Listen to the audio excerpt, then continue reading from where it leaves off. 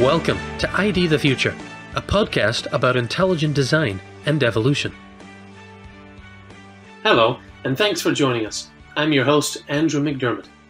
What's the relevance of intelligent design and evolution to the novel coronavirus? Today, my guest is molecular biologist Jonathan Wells, a senior fellow at Discovery Institute's Center for Science and Culture. Dr. Wells holds a PhD in molecular and cell biology from the University of California at Berkeley, as well as a PhD in religious studies from Yale University. He has previously worked as a postdoctoral research biologist at UC Berkeley and as supervisor of a medical laboratory in Fairfield, California. He also taught biology at California State University in Hayward and continues to lecture on the subject. His latest book is Zombie Science: More Icons of Evolution. Jonathan, welcome back to ID the Future. It's a pleasure to be here, Andrew. Well, as you're well aware, the world is currently battling a coronavirus pandemic. Well, I'm really glad to be talking to you in particular today about this because you've spent much of your career helping people understand the differences between micro and macro evolution, a very important distinction. Is this coronavirus evidence of Darwinian or macro evolution? In my opinion, no.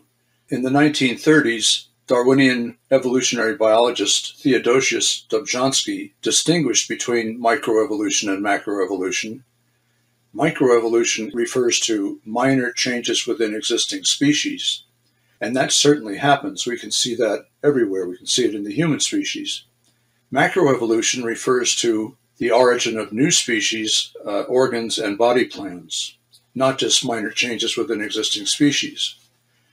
Well, Darwin did not write a book in 1859 titled How Existing Species Change Over Time. Nobody would have noticed. It's a foregone conclusion. Instead, he wrote a book titled The Origin of Species.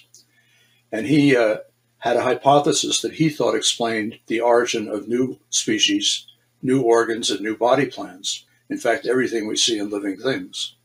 Is the coronavirus an example of macroevolution? I think not.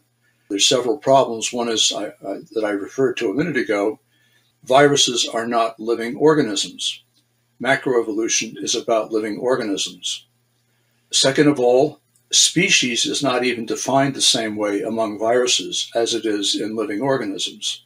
So it would be very difficult to say we're looking at the origin of a new species.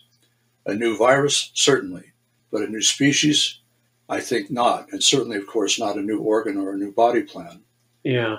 So I think this is an example of, if anything, it's an example of microevolution rather than macroevolution.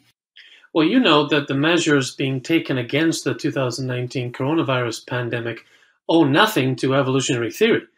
Can you give us a few examples that you stated in your comments about what you mean by that? Sure. The background of this is that many Darwinists argue that nothing in medicine makes sense except in the light of evolution. You cannot be a good doctor, you cannot effectively treat disease unless you first understand evolution, Darwinian evolution. I think that's completely false. When we look at the measures being taken in the current pandemic, the first one is quarantine, or social distancing, or isolation. Well, the practice of quarantine started in the 14th century, long before Darwin. How about vaccinations, which we don't have yet for this coronavirus, what we're working on? Vaccinations started before 1800, when Edward Jenner vaccinated people against smallpox, long before Darwin came along. How about hand washing? Well, the pioneer for hand washing is generally conceded to be Ignaz Semmelweis, who in 1847 showed that effective hand washing can prevent or greatly lower the spread of disease. Again, before Darwin. Another thing that we use now is, in severe cases, is oxygen to treat difficulty in breathing. Well, oxygen was given to patients for that reason in the years following Darwin's Origin of Species, but the people who started using oxygen did not do it on evolutionary grounds. They did it on clinical grounds because it worked.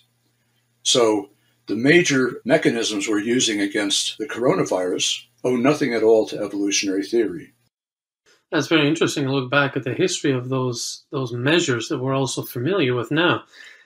Well, how do we view the novel coronavirus through the lens of intelligent design? Is ID useful in helping us end this pandemic?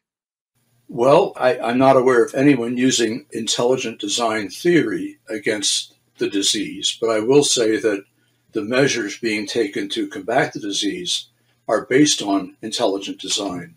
Virologists, biochemists, clinicians, they intelligently design the methods they're using and will use to fight the disease. They don't depend on accidental variations and survival of the fittest. They intelligently employ methods that they think will work, that are designed to work. Well, Dr. Wells, I want to thank you for your time today. It's really helpful to have your perspective on the challenges we're facing right now. Very happy to do so, Andrew. ثم ترى فخامته يتسكع في شوارع العلم باحثا عن أي اكتشاف جديد ليهرول نحوه ويزج نفسه، وتلتقط له صورة مع هذا الاكتشاف الذي لا ناقة له فيه ولا جمل، فإنك تدرك حجم مأساته وبؤسه.